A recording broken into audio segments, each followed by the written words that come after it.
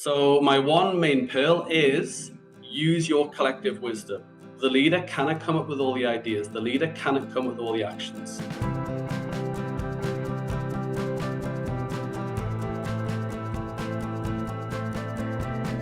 Okay, so for this pearl, I've got the tagline of, he or she who does the thinking does the learning. And this message is a key one that we've sent to our staff about our data-driven instruction. And it's a good reminder in terms of the vision, the mission, and the values of our school. So to give you a little bit of a background, I work at an IB Continuum school. We recently got evaluated by the IB, and one of our major focuses was performance data of students. We were already gathering data. So we generated reports 4 times a year, very similar to, I'm guessing, many schools. We also developed a spreadsheet which had a traffic light system. So basically, green was when the results were high, amber were medium, and red were low. Parents were contacted, students had meetings, everything seemed to be running very smoothly. Our DP results have always been pretty good and are certainly comparable with schools in our area. Everything seemed to be working until it was not. Because the DP leadership team, me and my colleague, we realized that we were doing the thinking. We were in the spreadsheets, we were spotting patterns, we were proposing interventions. We had the action. It didn't lead to ownership. We spoke to students and we asked about this, and there wasn't any data-driven instruction happening within the classrooms.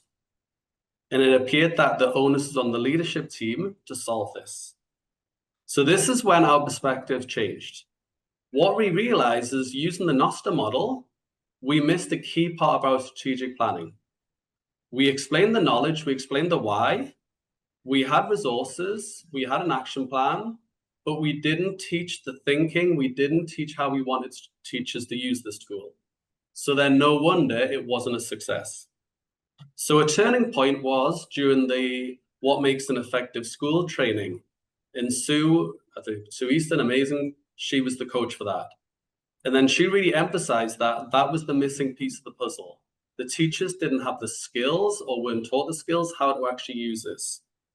And once they did this, it transformed my thinking, it transformed the initiative. We realized at our school, the HODs are really strong. All right, it's a very strong system. So what we did is we then trained the HODs and we asked them to look at the data and to spot patterns. And then this led to some brilliant conversations. For example, the German department, when they look at the data, they realized the listening skills were the skills the students were missing. So then they adapted their curriculum, they adapted their assessments because of this. Other teachers noticed that the mathematical skills seemed to be low across many subjects. So the sciences, the math, then I noticed in my business unit, the math skills was there.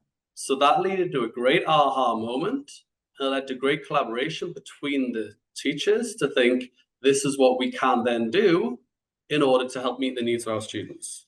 Okay, of course, it's not without its issues. No initiative is, but I do feel that now we did the training and now it's there, it is embedded in the culture. Students welcome this conversation, parents welcome these conversations. Before we started this initiative, we did explain to the parents and the students, everyone was happy about it, so the knowledge bit, I reiterate, was there, but it was the skills. So now I feel like, and a big tip for that was obviously being more strategic, but definitely finding the early adopters and finding the innovators who can help your strategies. Okay, so my one main pearl is use your collective wisdom. The leader cannot come up with all the ideas. The leader cannot come up with all the actions. You have to use your collective wisdom and you have to give people an opportunity to innovate and to share the best practice. Because he who does the thinking does the learning. Okay, thank you.